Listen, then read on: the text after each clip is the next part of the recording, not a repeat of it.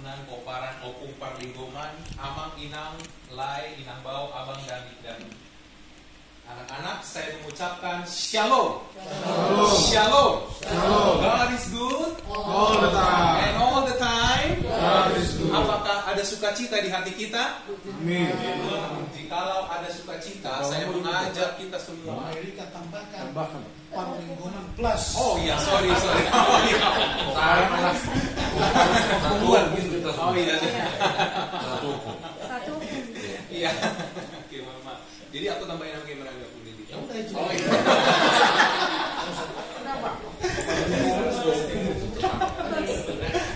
Iya, jikalau ada sukacita di hati kita, saya mengajak kita semua untuk menarik pipi kita ke kiri dan ke kanan. Tarik pipi kita ke kiri dan ke kanan sambil mengatakan Rejoice in the Lord always. 3 ya.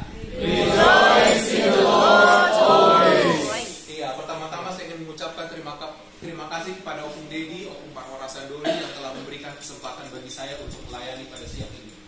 Judul renungan firman Tuhan pada siang ini ialah War in Peace. Katakan pada orang sebelah kiri dan kanan kita, War in Peace. War in peace. Mari kita berdoa. Bapa di surga, terangi hati dan pikiran kami mengundang kehadiran Roh Kudus menguasai hati dan pikiran kami. Biarlah kemuliaan Tuhan dinyatakan, ampuni kami dari salah dan dosa. Di dalam nama Yesus kami sudah berdoa. Amin. Renungan firman Tuhan pada siang ini akan diawali dengan sebuah pertanyaan yang ditujukan kepada anak-anak yang usianya di bawah 17 tahun. Coba dulu angkat tangan. Siapa anak-anak di sini yang usianya di bawah 17 tahun? Coba dulu angkat tangan. Oke. Kita sepakat ya yang angkat tangan ini ya berarti. Dan angkat tangan ini akan memiliki kesempatan untuk menjawab pertanyaan. Sudah siap? Siap. Sudah siap? Siap. Sudah siap ya, tapi menjawabnya harus dengan jujur. Oke? Siapnya siap untuk jujur? Harus jujur ya. Siap harus jujur ya? Oke. Karena kalau jawabannya jujur, maka akan ada sebuah kenang-kenangan. Jangan dilihat dari nilainya, dari Mama Erika atau Bow ya. Oke. Sudah siap ya? Oke. Pertanyaannya adalah, kalau sudah siap langsung angkat tangan dan tunjuk tangan. Siapa di antara kita atau anak-anak yang suka mengalami rasa takut pada waktu pergi ke toilet di malam hari? Coba tunjuk tangan. Oke. 2 orang. Yang lain tidak ada ya? Hanya 2. Oke. Di atas 17 saya. Oke, itu pertanyaannya ya. Oke. Lalu pertanyaan yang kedua, siapa di antara kita yang memiliki rasa takut kalau ditinggal orang tuanya sendiri? Coba angkat tangan. Erika. Erika ya. Kayaknya ada kerjasama ini. Oke, kalau seperti itu, baik, bagi anak-anak atau bagi kita yang mungkin merasa takut atau serem ketika kita pergi ke toilet di malam hari atau takut ditinggal oleh orang tua pada waktu sendiri di rumah, ada sebuah renungan firman Tuhan, ada sebuah cerita dalam Alkitab yang mengajarkan kepada kita dan mengingatkan kita bagaimana malaikat Tuhan bersama dan menyertai kita. Amin, saudaraku sekalian. Amin. Oke, bagi anak-anak khususnya di sini, siapa di sini yang suka menonton film perang? Coba dulu angkat tangan. Siapa yang suka nonton film perang? Di atas 17? Boleh. Kalau kalian yang suka nonton film perang, oke. Yang ingin mau menjadi jenderal? Ada yang ingin mau menjadi jenderal? Oke. Jenderal Kancil. Oke, baik. Kalau begitu, kalau ada yang suka perang dan ingin menjadi jenderal, dengarkan baik-baik cerita ini. Pada waktu itu, dengarkan ya, pada waktu itu terjadi peperangan antara Raja Aram melawan bangsa Israel. Siapa? Raja Aram melawan bangsa Israel. Raja Aram ini karena ingin memenangkan pertandingan dan peperangan, dia kumpulkan semua anak buahnya. semua dikumpulkan. Lalu raja ini berunding. Kalau begitu, supaya untuk memenangkan perang, maka kamu harus ke tempat sini dan ke tempat situ untuk turun menghadap. Raja Aram sudah menyiapkan strategi peperangan. Ya, sudah menyiapkan strategi peperangan yang begitu mantap. Tetapi, lihat ini, di Israel ada seorang abdi Allah, yaitu siapa namanya? Elisa.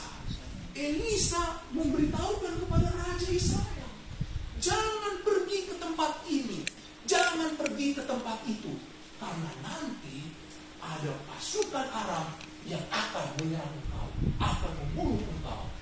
Lalu Raja Israel ini mengikuti persis seperti apa yang dikatakan oleh Elisa, sehingga Raja Aram menjadi sangat marah dan kesal. Siapa di sini? Siapa di sini yang berpihak kepada tentara Israel? Bayangkan, peperangan ini tidak temukan lawannya. Siapa yang berkhianat? Dia saking marahnya, pegawai-pegawainya pun jadi ketakutan. Pegawainya ketakutan. Tetapi di tengah ketakutan pegawai-pegawai ini, ada seorang pegawai yang katakan, Tuanku Raja, tidak ada di antara kita yang mengkhianati engkau. Tidak ada. Tetapi ada seorang abdi Allah, yaitu Elisa. Disebutkan namanya Elisa. Dialah yang memberitahukan kepada orang Israel supaya jangan ke tempat ini dan jangan ke tempat itu. Raja Aram dengar itu, siapa itu Elisa? Raja Aram kasih perintah dan komando, kalau gitu cari tahu di mana itu si Elisa. Cari tahu, lalu tangkap dia. Dia pasukannya ini mulai mencari tahu di mana itu Elisa berada. Lalu diberitahukan kepada raja ini, Raja Aram, Elisa ada di kota Datan. Lalu lihat nih, Raja Aram mulai memberikan strateginya yang baru. Sekarang kita kumpulkan kereta berkuda, ya, kereta berkuda dan kuda pastinya, dan seluruh pasukan untuk mengepung kota Datan. Mereka datang berpasukan dengan kuda. Pasukan tentara ini tiba di kota Datan pada malam hari, mengepung kota Datan. Besok paginya abdi Allah, yaitu pelayannya ini, bangun dia dari tempat tidurnya. Ketika dia bangun dan dia keluar, dia melihat, kaget dia di pagi hari. Bayangkan anak-anak dan kita semua bangun pagi, udah buka pintu lalu melihat ada semua pasukan daripada Raja Aram mengepung. Lalu pasukan orang pelayan ini menjadi sangat takut dia. Aduh, bagaimana ini Elisa? Kita sudah dikepung. Harus berbuat apa kita? Karena semua pasukan daripada Raja Aram sudah mengepung kita. Tetapi inilah kata Elisa. Elisa katakan, jangan takut, karena yang menyertai kita lebih banyak dari yang menyertai mereka. Apa yang Elisa katakan? Jangan takut. Mengapa kita jangan takut? Karena Elisa katakan yang menyertai kita lebih banyak dari yang menyertai mereka. Lalu ketika pasukan Aram ini hendak menyerbu Elisa dan pelayannya, berdoalah Elisa kepada Tuhan. Ya Tuhan, butakanlah mata daripada ya Tuhan, bukan itu dah. Ya Tuhan, bukakanlah mata dari pelayanku ini atau bujanku ini. Dan Tuhan menjawab doa Elisa dengan membuka mata pelayannya ini, sehingga pelayannya ini melihat di tengah gunung-gunung itu ada kereta dan kuda yang sekarang berapi banyaknya. Amin. saudaraku sekalian. Amin. Banyak jumlahnya. Dan sekarang jumlahnya ini sudah banyak, lebih powerful dan lebih dahsyat. Dia melihat keajaiban itu. Ternyata yang mengelilingi Elisa dan bujangnya dan pelayannya ini lebih dahsyat, lebih banyak. Lalu ketika pasukan Aram ini, dia hendak menyerbu menyerang daripada Elisa. Elisa berdoa kepada Tuhan. Ya Tuhan, butakanlah mata daripada pasukan Aram. Dan Tuhan menjawab doa Elisa. Pasukan Aram yang banyak itu buta matanya. Kalau buta bisa melihat atau tidak? Tidak bisa. Beliau begini, nggak bisa. Karena tidak bisa melihat. Inilah yang dilakukan oleh Elisa. Elisa katakan, ayo sini. Kalau kamu tidak bisa melihat, sekarang saya akan bawa kamu ke tempat di mana kamu akan mencari orang yang kamu ingin tuju. Lalu Elisa menuntun orang ini, ayo ke tempat sini dan ke tempat situ. Setelah dituntun, lalu pasukan Aram ini tiba di Samaria. Dan ketika tiba di Samaria, Elisa berdoa kepada Tuhan dan Tuhan mengabulkan doa Elisa. Kemudian pasukan Aram ini melihat bahwa ternyata mereka sekarang sudah ada di tengah pasukan bangsa Israel. Takut mereka. Sekarang saya yang dikelilingi oleh pasukan bangsa Israel. Dan Raja Israel katakan kepada Elisa, Elisa, tatkala aku melihat pasukan Aram ini, kubunuhkah mereka Bapa? Tetapi jawab Elisa, jangan kau bunuh mereka. Masakan kau bunuh orang yang kau tawan? Tapi dengarkan ini baik-baik. Elisa berikan satu pesan. Jangan kau bunuh, tetapi hidangkan makanan dan minuman serta buat jamuan bagi pasukan Aram. Dan Raja Israel ini melakukan apa yang dipesankan oleh Elisa. Dan mereka makan jamuan itu. Pulang mereka bangsa Aram itu. Dan selanjutnya bangsa Aram ini menurut Alkitab tidak pernah lagi menyerang daripada bangsa Israel. Pada keluarga besar Tambunan, para Kopi Paringoman, melalui cerita ini kita diingatkan dan disegarkan kembali bagi anak-anak yang mungkin takut kalau pergi ke toilet pada malam hari, bagi kita yang mungkin takut ditinggal oleh orang tua kita pada waktu sendiri di rumah, atau mungkin bagi kita yang takut karena diserang, atau takut karena orang yang berbuat jahat kepada kita.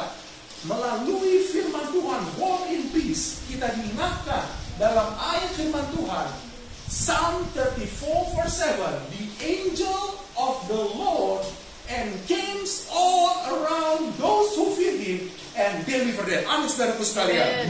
Melalui cerita ini, ketika rasa takut itu timbul, ketika rasa takut itu menghantui kita, marilah kita kalahkan ketakutan ini dengan berdoa dan berpegang teguh kepada firman Tuhan, bahwa malaikat Tuhan berkemah di sekeliling orang-orang yang takut akan Tuhan. Amin, saudaraku sekalian. Renungan firman Tuhan yang berjudul War in Peace melalui cerita ini kiranya dapat memberikan kepada kita sebuah jaminan yang pasti. Apapun persoalan sulit yang datang melintangi perjalanan hidup kita, ketika ada orang yang berbuat jahat kepada kita, bahkan ketika kita berada dalam ambang kematian, seketika setan menjadikan hati kita gelap, biarlah kita berdoa kepada Tuhan agar Tuhan membuka mata kerohanian kita, sehingga melalui iman kita dapat melihat bahwa yang menyertai kita, saya katakan kembali, bahwa yang menyertai kita lebih banyak dari persoalan kita, yang menyertai kita lebih banyak dan yang menyertai kita lebih berkuasa dan dahsyat dalam menolong kita. Amin, saudaraku sekalian. Sehingga ketika kesulitan melanda, ketika badai kehidupan itu menimpa, ketika orang berbuat jahat kepada kita, kita akan tetap dapat tenang. Kita akan tetap memiliki peace. Kita akan tetap memiliki damai. Karena kita merasa aman. Kita tahu bahwa kita tidak sendiri dalam menjalani perjalanan hidup ini. Dan kita dapat bernyanyi, selamat di lengan Yesus dan di ribaannya, sana aku sentosa dan berbahagia. Sebagai penutup, ketika damai dari Tuhan ada di hati kita, maka sama seperti Raja Israel yang pada waktu itu hendak membunuh orang yang telah berbuat jahat kepada bangsa Israel. Namun Elisa, saya ulangi kembali, mengajarkan sesuatu yang berbeda, sesuatu yang senada dengan perkataan Yesus. Jika ada seorang yang menampar pipi kananmu, berikan juga kepadanya pipi kirimu. Damai dari Tuhan di hati kita akan menolong kita menyadari bahwa orang, dengarkan ini, orang yang berbuat jahat kepada kita bukan lawan atau musuh kita. Bahkan sepupu atau siblings yang berbuat jahat dan menyakiti hati kita itu bukan lawan dan musuh kita dalam peperangan. Amin, saudara sekalian.